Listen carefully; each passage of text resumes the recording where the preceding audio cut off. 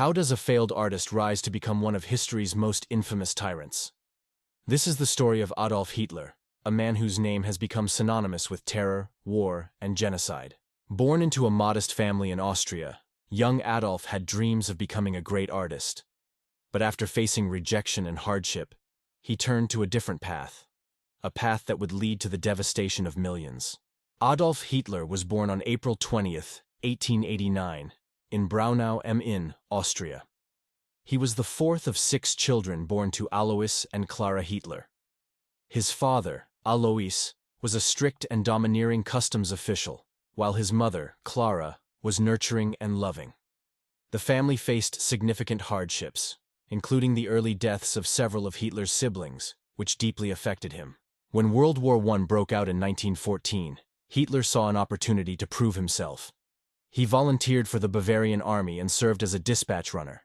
His bravery earned him the Iron Cross, a prestigious military decoration. However, the horrors of war left a lasting impact on him. Hitler was wounded in battle and claimed to have been temporarily blinded in a mustard gas attack, though some historians dispute the severity of his injuries. After the war, Germany was in turmoil. The Treaty of Versailles had left the nation humiliated and economically devastated.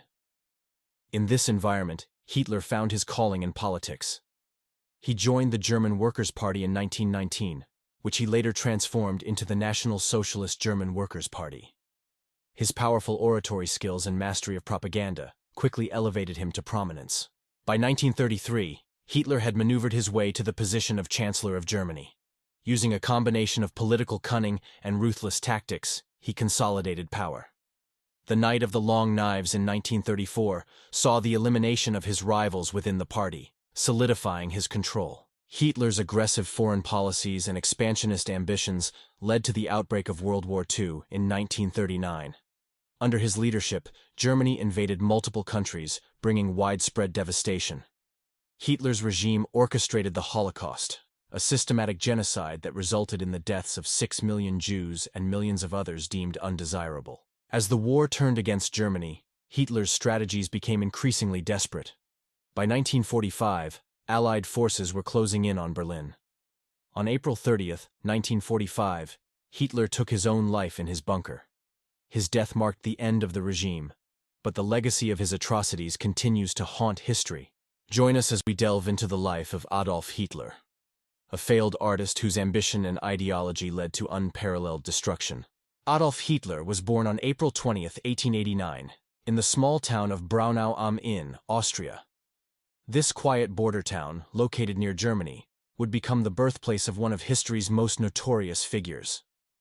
Hitler was the fourth of 6 children born to Alois and Clara Hitler.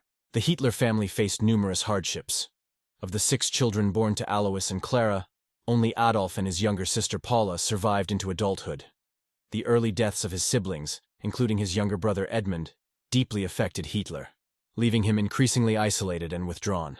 Life in rural Austria at the turn of the century was challenging. The country was part of the Austro-Hungarian Empire, a multi-ethnic conglomeration facing numerous internal tensions. These early experiences in a diverse and politically turbulent environment may have influenced Hitler's later views on race and nationalism. Adolf Hitler's early education was marked by inconsistency and disinterest. He attended several schools, including primary school in Fischlham and secondary school in Linz, but struggled academically. His lack of discipline and clashes with teachers led to poor performance, particularly in subjects that didn't interest him. Despite his academic struggles, Hitler showed a keen interest in the arts. He dreamed of becoming a renowned artist. In 1907, he moved to Vienna to pursue his artistic ambitions. However, his application to the Academy of Fine Arts was rejected twice, citing unfitness for painting. These rejections were a severe blow to his aspirations and self-esteem. Hitler's rejection from the Academy of Fine Arts was not just a personal failure, but also a turning point in his life. He later wrote in Mein Kampf that this rejection profoundly impacted him, fueling his resentment and shaping his future ambitions. The Academy cited his lack of imagination and recommended he pursue a career in architecture instead. Vienna at the turn of the 20th century was a vibrant but deeply divided city. It was here, amidst the grandeur and poverty, that Hitler's worldviews began to take shape. His years in Vienna were marked by hardship and exposure to radical ideas. Living in men's shelters and working odd jobs, Hitler's dream of becoming an artist faded. He sold postcards and painted houses to make a living. His time in Vienna, however, was not just a period of struggle. It was also a time of ideological formation. Hitler spent much of his time reading and attending public lectures.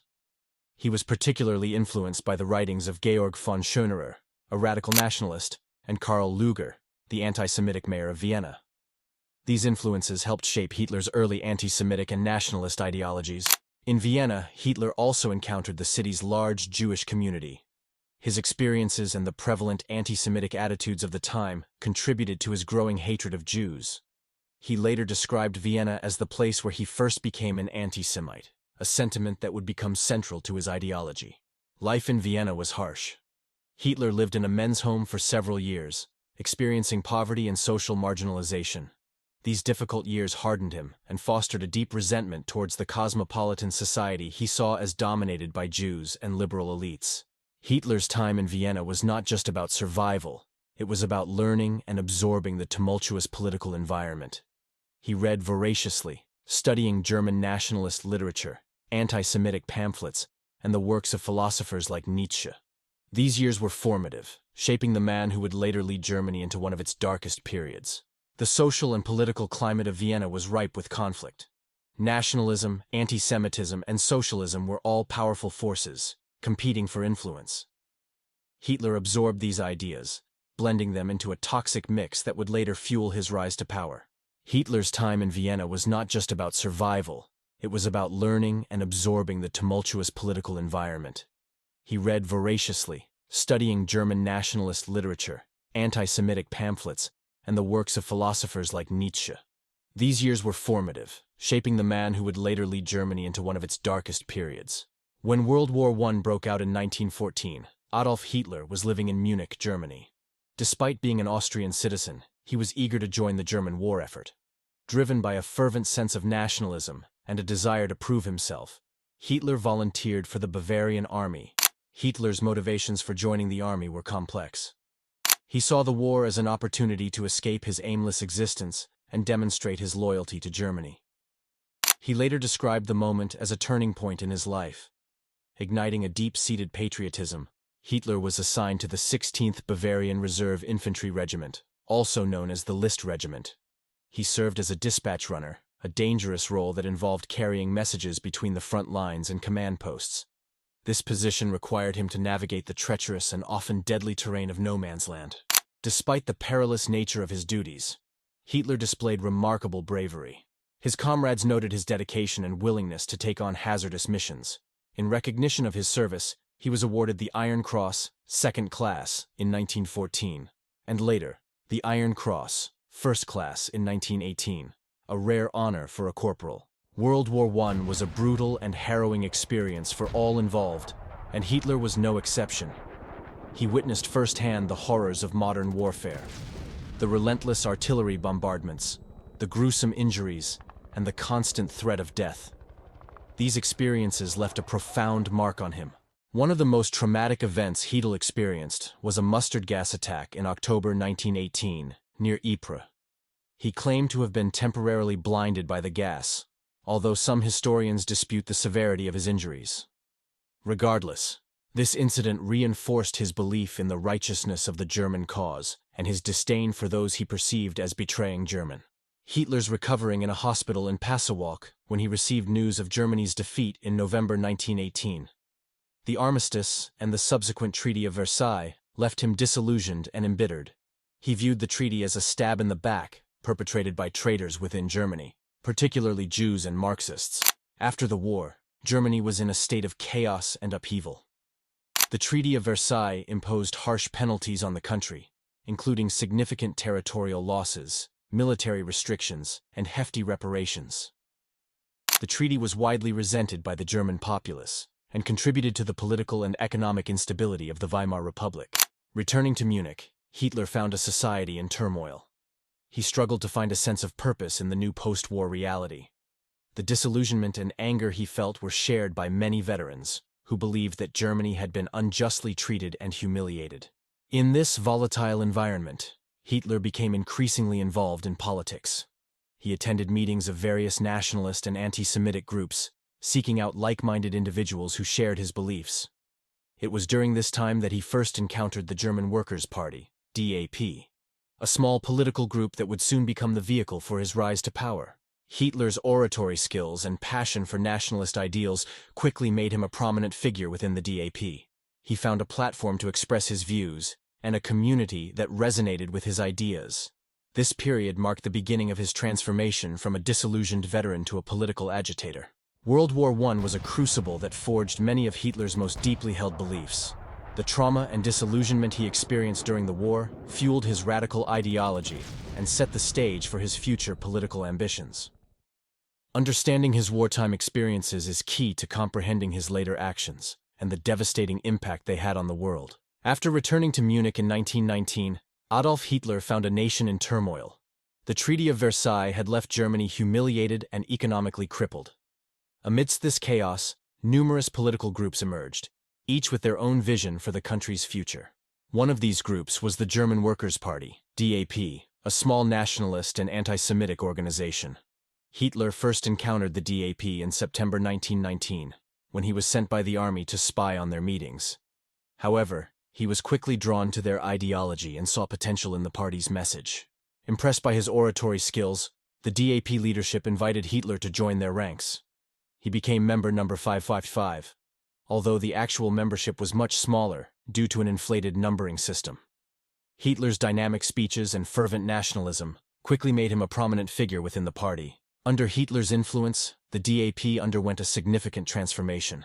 By 1920, the party had rebranded itself as the National Socialist German Workers' Party, NSDAP, with a new focus on nationalist and socialist rhetoric aimed at appealing to a broad audience. Hitler's charisma and oratory skills were key to the party's growth. He had an uncanny ability to tap into the fears and frustrations of the German people, offering them a scapegoat for their problems. The Jews, Marxists, and the perceived traitors of the Treaty of Versailles. Through passionate speeches and effective propaganda, Hitler painted a vision of a resurgent Germany, a nation that would reclaim its lost glory and rid itself of internal enemies. This message resonated with many Germans, particularly those who felt betrayed and disillusioned by the post-war government. The party also formed a paramilitary wing known as the SA, or Sturmabteilung, to protect its meetings and intimidate opponents. The SA played a crucial role in the party's rise, using violence and intimidation to silence critics and disrupt rival political gatherings. By 1923, the Nazi Party had gained significant traction. Emboldened by their growing support, Hitler and his followers decided it was time to take direct action. Inspired by Mussolini's successful march on Rome, Hitler planned a coup to overthrow the Weimar government. On November 8, 1923, Hitler and approximately 2,000 supporters stormed the Bürgerbräukeller, a large beer hall in Munich, where prominent government officials were gathered. Hitler declared a national revolution and attempted to seize control of the government. However, the putsch was poorly organized and quickly suppressed by the authorities. In a confrontation with the police, 16 Nazis and 4 police officers were killed. Hitler was arrested and charged with treason. The failed coup, known as the Beer Hall Putsch, was a significant setback for the Nazi movement. Despite the failure, Hitler used his trial as a platform to spread his message. His impassioned speeches during the proceedings earned him national attention and sympathy from certain segments of the population. He was sentenced to 5 years in Landsberg prison, though he would serve less than a year. While imprisoned at Landsberg, Hitler began to write his autobiography and political manifesto, Mein Kampf, My Struggle. In this book, he outlined his ideology, including his views on race, anti-Semitism, and his vision for Germany's future. Hitler portrayed himself as a visionary leader, destined to save Germany from the perceived threats of Jews and Bolsheviks. He detailed his belief in Aryan racial superiority and his desire to establish a totalitarian state. Mein Kampf served as a blueprint for the Nazi Party's future policies and actions. Despite its convoluted and often rambling prose, Mein Kampf became an influential text for the Nazi movement. It provided a clear articulation of Hitler's ambitions and the ideological foundation for his rise to power. Upon his release from prison in December 1924, Hitler set about rebuilding the Nazi Party, more determined than ever to achieve his goals. Adolf Hitler's rise in politics was marked by a combination of charisma, opportunism, and ruthless ambition.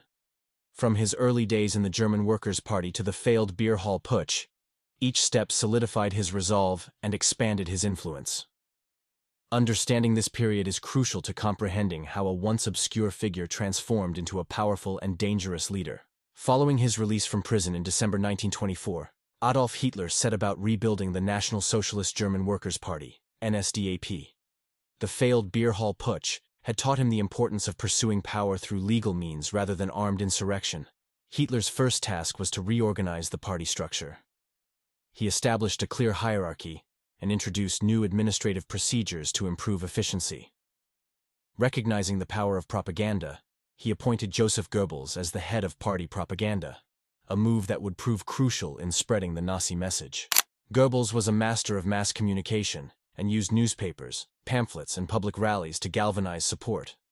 The Nazi Party's message was simple yet effective. It promised to restore Germany's former glory, revoke the Treaty of Versailles, and create a unified, racially pure state. The economic turmoil of the late 1920s and early 1930s, exacerbated by the Great Depression, created fertile ground for the Nazi Party's rise. Many Germans, suffering from unemployment and poverty, were desperate for change and willing to support radical solutions. The Nazis capitalized on this discontent by positioning themselves as the saviors of the nation. To gain popular support, Hitler also leveraged the SA, Sturmabteilung, to intimidate political opponents and create a sense of chaos that the Nazis could then promise to resolve. Street brawls between the SA and communist groups became common, furthering the perception that only the Nazis could restore order. Despite the growing support, the Nazi Party initially struggled to gain a foothold in the Reichstag, Germany's parliament. However, the political instability of the Weimar Republic worked in Hitler's favor. Frequent changes in government and the inability to form stable coalitions created a power vacuum that he was eager to fill. In the July 1932 elections, the Nazi Party became the largest party in the Reichstag, winning 230 seats. However, they still lacked an outright majority. President Paul von Hindenburg, wary of Hitler, initially refused to appoint him as chancellor. But the continued political deadlock and pressure from conservative elites eventually led to a compromise. On January 30, 1933, Hindenburg appointed Hitler as chancellor, believing that he could be controlled and used to stabilize the government. This decision proved to be a grave miscalculation. Hitler wasted no time in consolidating his power and dismantling the democratic institutions of the Weimar Republic. One of Hitler's first moves was to exploit the Reichstag fire in February 1933. He used the event to claim that communists were plotting against the government and persuaded Hindenburg to sign the Reichstag fire decree. This decree suspended civil liberties and allowed for the arrest of political opponents, giving the Nazis the pretext to crush their rivals. With the opposition silenced, the Nazis pushed through the Enabling Act in March 1933. This act gave Hitler dictatorial powers, allowing him to enact laws without the Reichstag's approval. It marked the end of the Weimar Republic and the beginning of the Nazi dictatorship. By mid-1934, Hitler had consolidated much of his power, but he still faced potential threats from within his own party, particularly from the SA. The SA, led by Ernst Röhm, had been instrumental in the Nazi rise to power, but its growing influence and Röhm's ambitions posed a threat to Hitler's control. Röhm wanted to integrate the SA into the German army, effectively making him the most powerful man in Germany after Hitler. The regular army, wary of the SA's radicalism, viewed this as a threat. Hitler, needing the army's support, decided to eliminate Röhm and other SA leaders. On the night of June 30, 1934, in what became known as the Night of the Long Knives, Hitler ordered a series of political executions to consolidate his hold on power. Over several days, the SS, led by Heinrich Himmler, arrested and executed SA leaders, including Röhm, along with other political adversaries. The purge was not limited to the SA. Other political opponents and former allies who had fallen out of favor were also targeted. This ruthless action eliminated any potential threats within the party and secured the loyalty of the army, which approved of the removal of Röhm. Following the purge, Hitler declared himself Führer and Reich Chancellor, combining the positions of head of state and head of government after President Hindenburg's death in August 1934. This move solidified his absolute control over Germany, marking the final step in his consolidation of power. With his position as Führer secured, Hitler moved to solidify control over the Nazi Party and the German state. He sought to create a totalitarian regime where every aspect of German life was controlled by the party. Propaganda played a crucial role in this effort. Joseph Goebbels, as Minister of Propaganda, orchestrated a massive campaign to control the media, arts, and culture. The Nazis promoted their ideology through films, radio broadcasts, and literature, ensuring that only their narrative reached the public. Education and youth organizations were also targeted. The Hitler Youth and the League of German Girls indoctrinated young Germans with Nazi ideology, preparing them to serve the state unquestioningly. Schools were required to teach Nazi principles, and teachers were forced to join the National Socialist Teachers League. Hitler also implemented a series of laws to marginalize and persecute those he deemed undesirable, particularly Jews. The Nuremberg Laws of 1935 stripped Jews of their citizenship and prohibited marriage between Jews and non-Jews. These laws laid the groundwork for the systematic persecution that would culminate in the Holocaust. The SS and Gestapo, under Heinrich Himmler, enforced Nazi policies with brutal efficiency.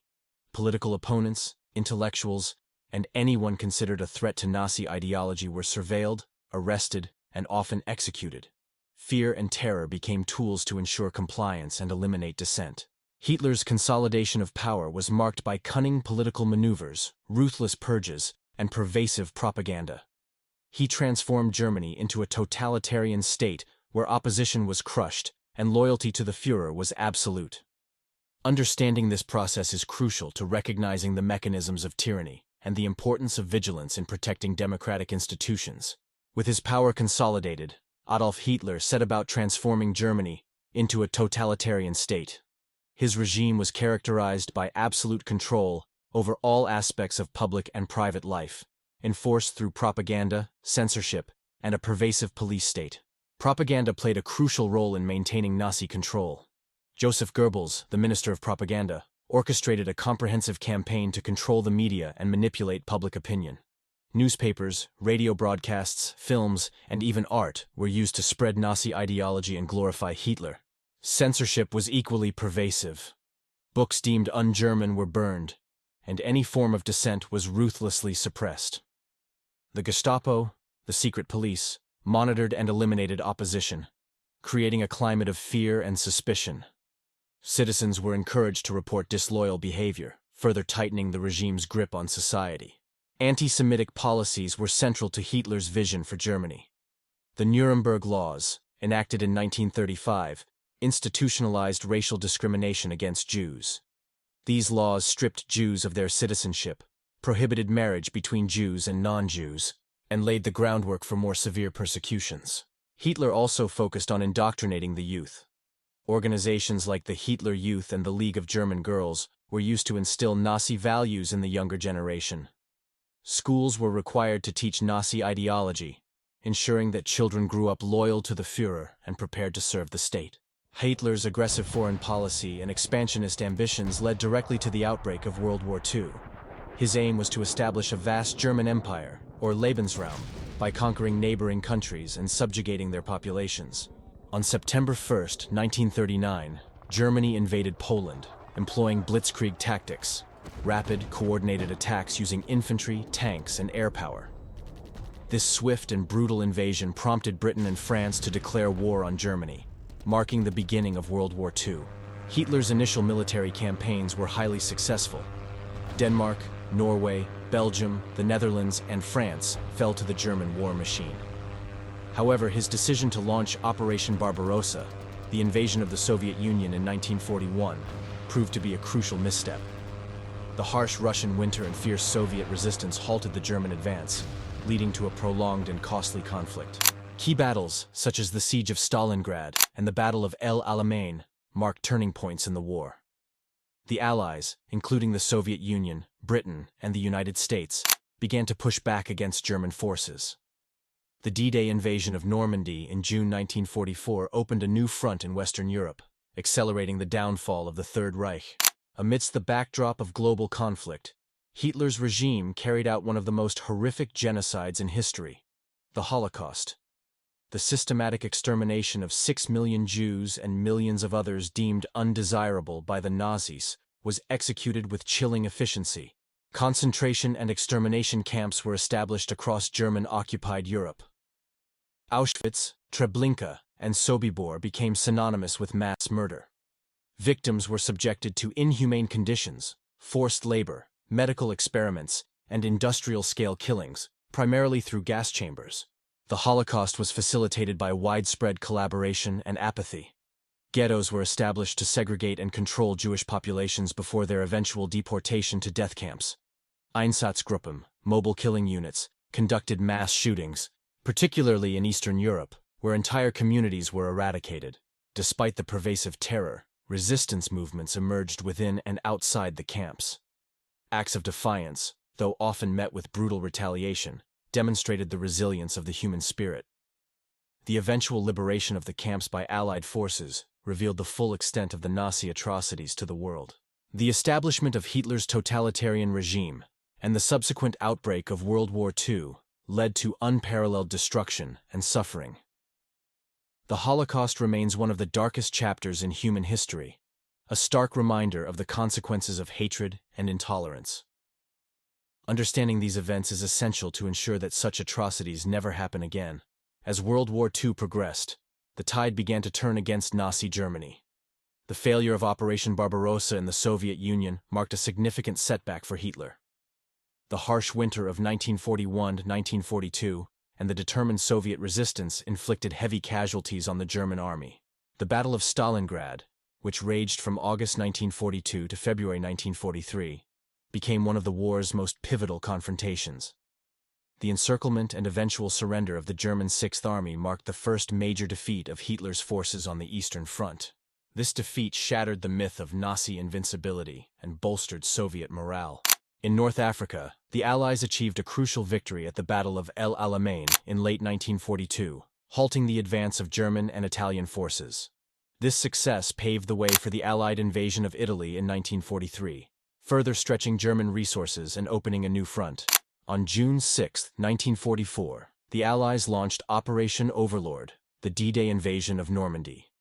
This massive amphibious assault marked the beginning of the liberation of Western Europe. The successful landings established a critical foothold in France, allowing the Allies to push towards Germany from the west. Despite a fierce German counteroffensive in the Ardennes, known as the Battle of the Bulge, the Allied advance continued unabated. Strategic bombings of German cities by the Allies, including the devastating firebombing of Dresden, crippled German infrastructure and morale. By early 1945, Soviet forces were closing in on Berlin from the east.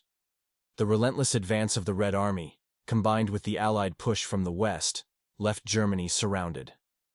On April 16, 1945, the Battle of Berlin began.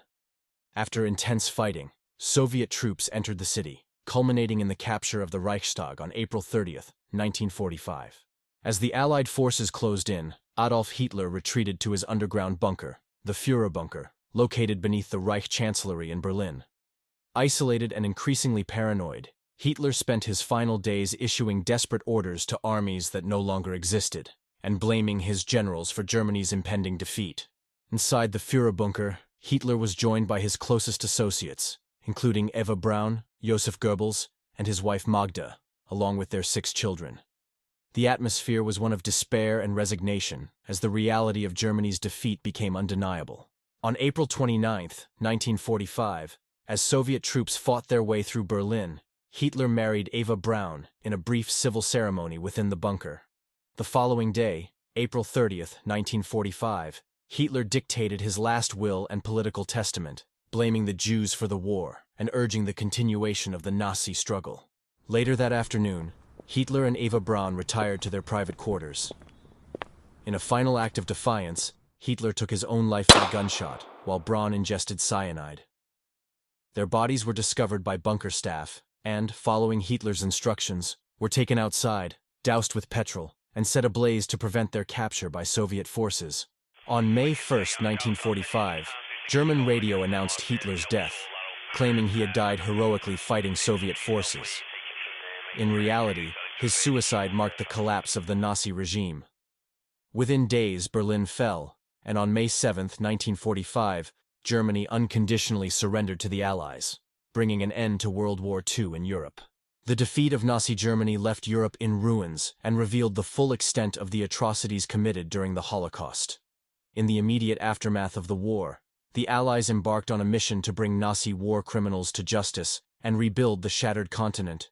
The Nuremberg trials, held from 1945 to 1946, were a series of military tribunals where leading Nazi officials were prosecuted for war crimes, crimes against humanity, and genocide. Figures such as Hermann Göring, Rudolf Hess, and Joachim von Ribbentrop faced justice, with many receiving death sentences or long prison terms. The human cost of the war was staggering. Over 6 million Jews and millions of others, including Romani people, disabled individuals, political dissidents, and prisoners of war, perished in the Holocaust.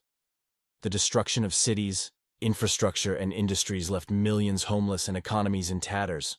In the years following the war, efforts to rebuild Europe and prevent future conflicts were paramount. The United States initiated the Marshall Plan, providing substantial financial aid to help rebuild European economies. Germany was divided into 4 occupation zones controlled by the Allies, eventually leading to the establishment of West Germany and East Germany. Denazification efforts aimed to remove Nazi influence from all aspects of public life. Former Nazis were barred from holding public office, and the Allied powers undertook extensive educational programs to promote democratic values. Memorials and museums were established to honor the victims of the Holocaust and ensure that the horrors of the Nazi regime were never forgotten.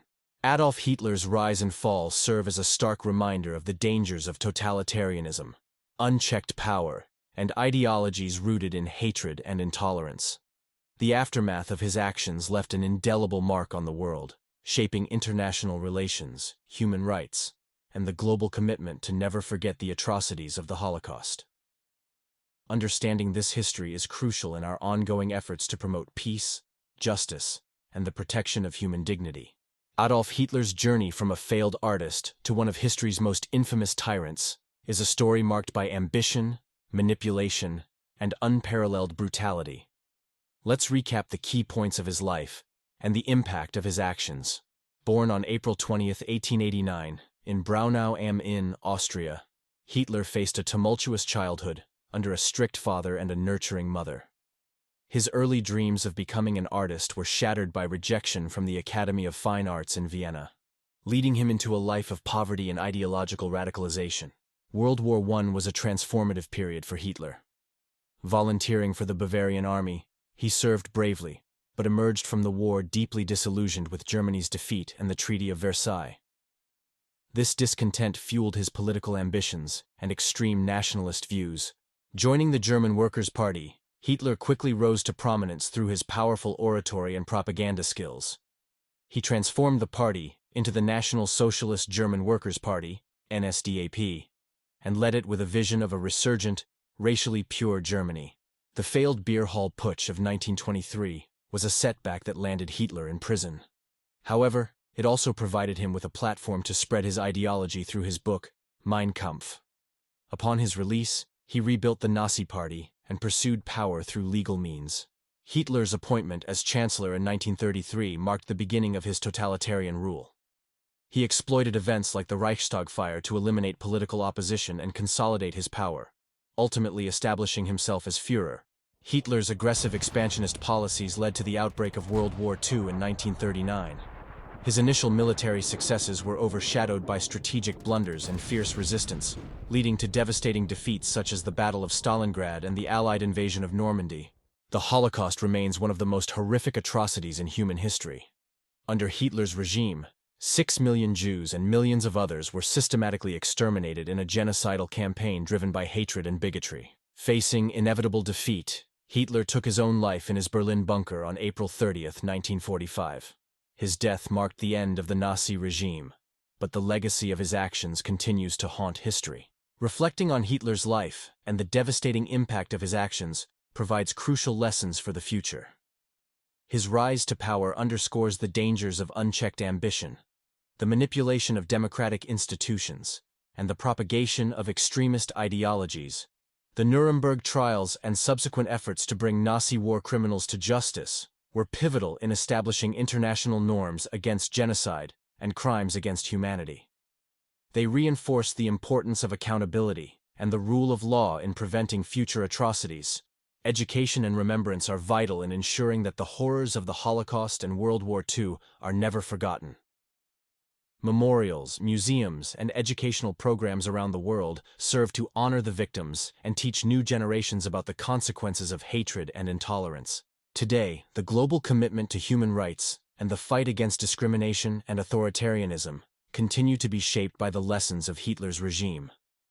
By understanding this dark chapter in history, we can strive to build a more just and peaceful world. This video was made possible by the contributions of historians, researchers, and educators dedicated to preserving the memory of the past. We extend our gratitude to the following individuals and organizations for their invaluable assistance and resources. Special thanks to the historians who provided their expertise, the archivists who preserved these crucial documents, and the survivors and their families who shared their stories. Your work ensures that the lessons of history endure. For those who wish to delve deeper into the history of Adolf Hitler and World War II, we recommend the following resources. Hitler, a biography by Ian Kershaw, The Rise and Fall of the Third Reich by William L. Shirer, and Maus by Art Spiegelman. Documentaries, The World at War, Shoah, and Hitler, The Rise of Evil. These films provide comprehensive and insightful explorations of the events and people who shaped this period. Thank you for watching. If you found this video informative, please like, share, and subscribe to our channel for more in-depth historical content. Leave your comments and thoughts below. We'd love to hear from you.